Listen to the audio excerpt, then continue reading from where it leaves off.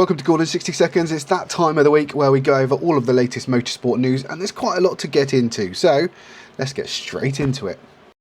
So first things first, here is the car channel, GawneIn60Seconds. We've just uploaded the new Motability price list.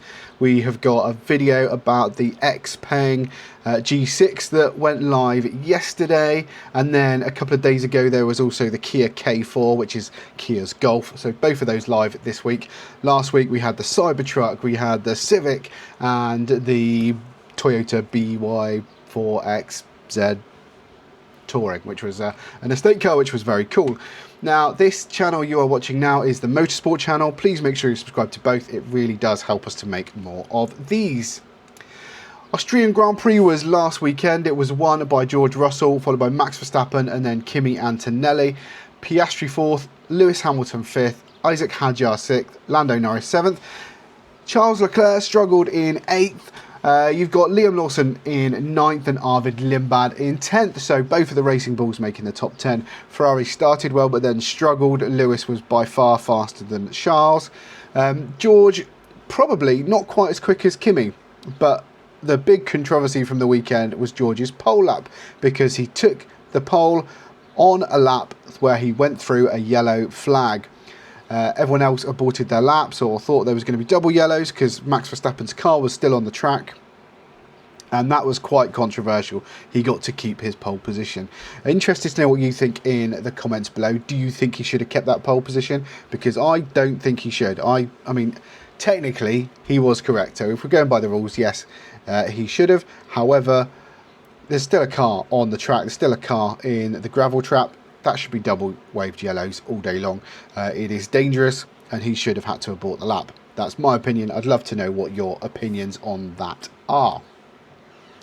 Verstappen was actually quite quick as well. It did look at one point when Max and Kimi were catching Russell that actually any of those three could have won. So it was a really entertaining race. Sadly, the Ferraris were just chewing up tyres and didn't really cope very well in the heat.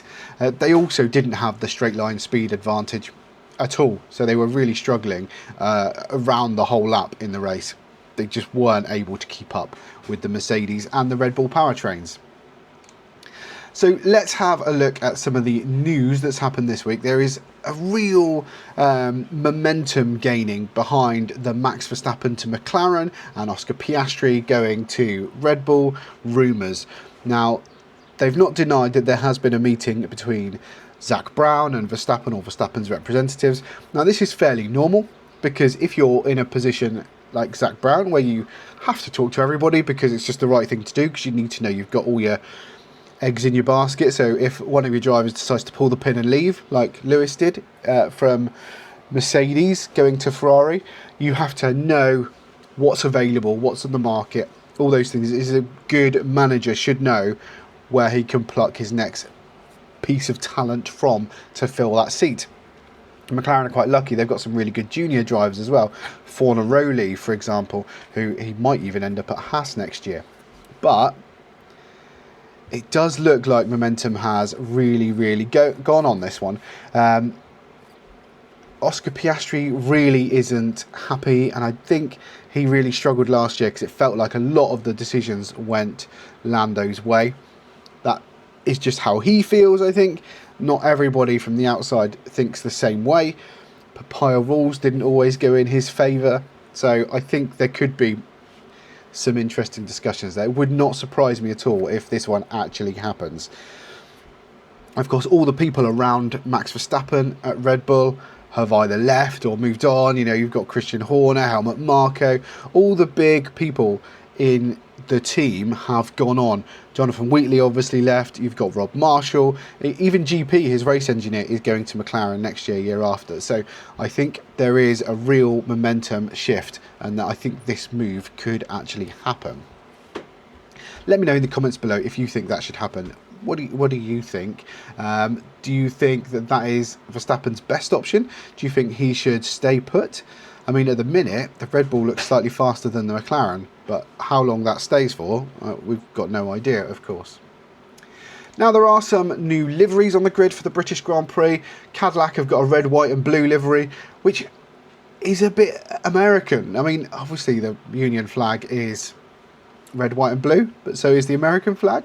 I mean, I think it looks great. I think it probably is what the livery should have been in the first place. You know, the all-American dream is what they should have been shouting about.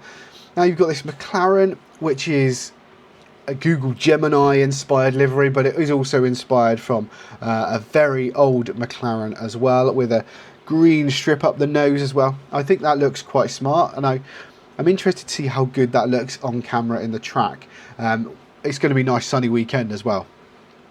And then half-assed livery of the week award goes to Williams, who have just painted the side of the front of the car down there. You can see where my mouse is pointing, and that is about it. That's half-assed. If you're going to do a new livery, a special livery, just do it. Don't do this half-assed rubbish. I think that's terrible. Have you got a favourite? Let us know below. Do you prefer the Cadillac, the McLaren or the Williams?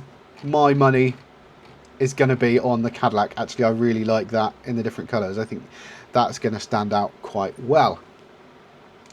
Now, Aston Martin have been absolutely horrific this year, and there was so much bluster coming from them before the year started, because we had Adrian Newey starting, they had the new factory, the new wind tunnel, all of the ingredients, all the money, all the talent. They had so much, and yet they've come up with a terrible car. They also had the Honda power unit, of course, which has been market leading for many years. You know, it was part of the Red Bull domination, and even in the couple of years where McLaren have won the Constructors' Championship, the Red Bull powertrains before this year were all based on that Honda power unit. So we know Honda can build a good racing engine.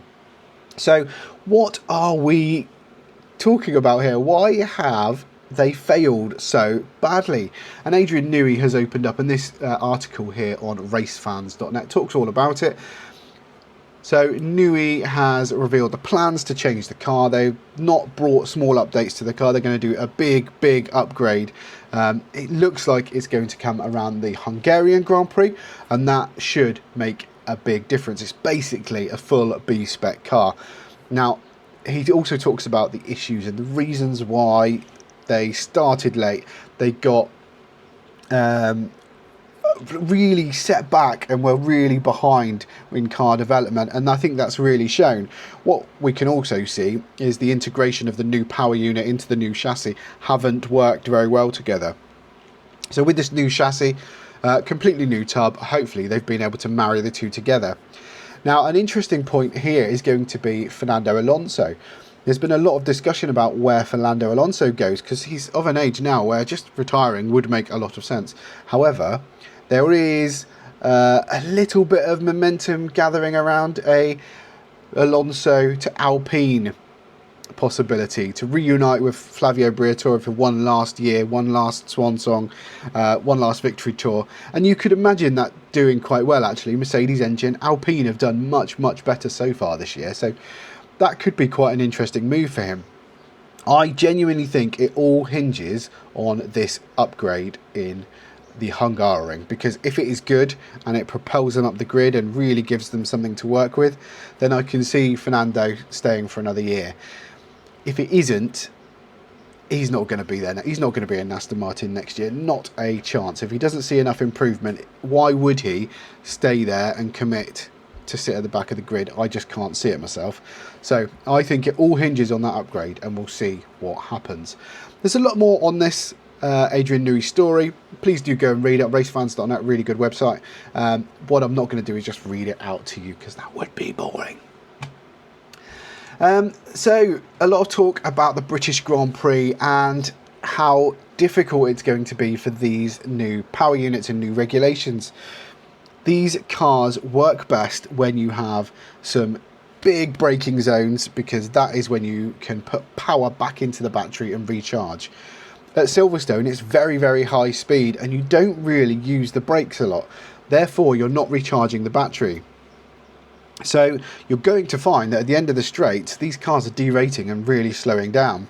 You know, Fernando Alonso called Maggots and Beckett's a charging station.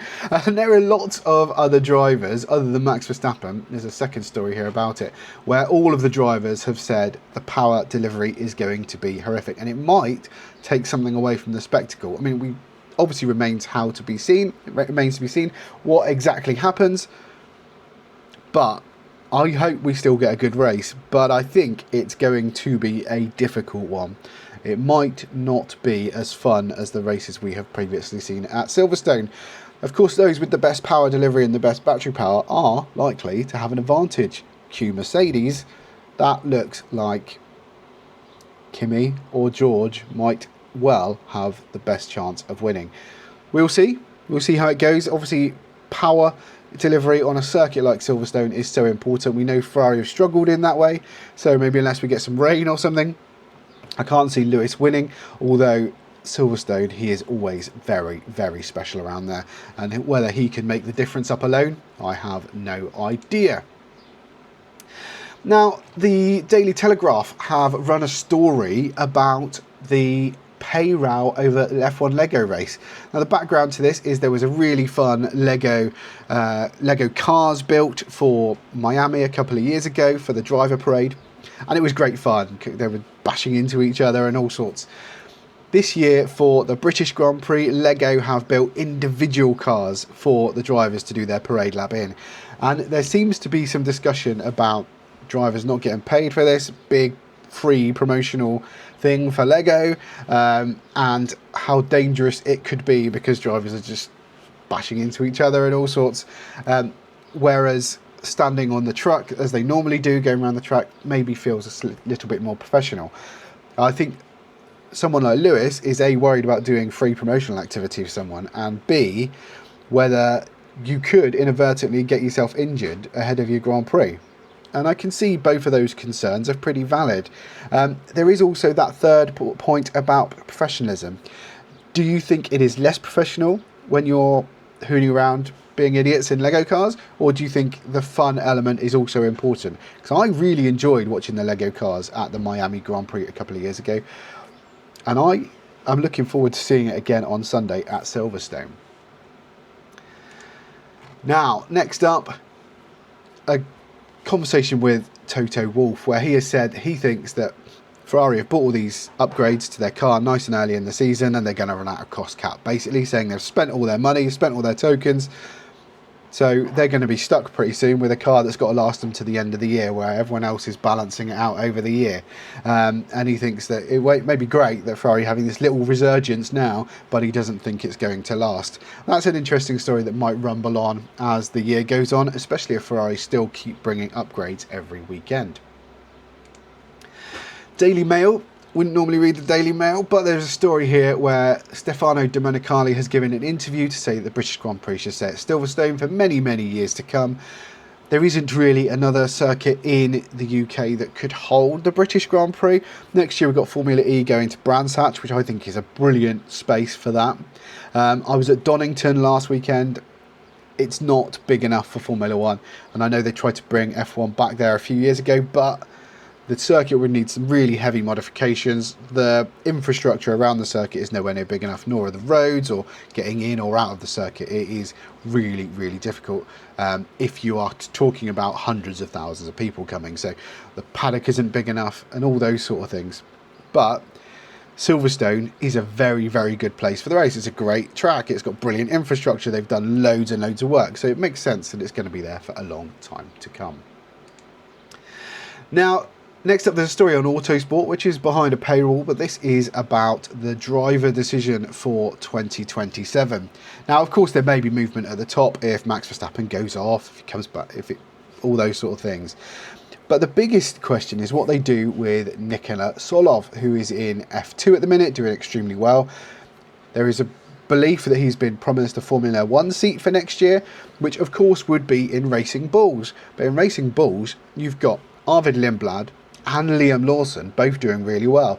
And of course, there is a lot of discussion around Liam Lawson because previously it was thought that he might be the one that gets the boot because, you know, he got demoted from Red Bull. Where's his future? But actually, in the recent weeks, he's been doing extremely well.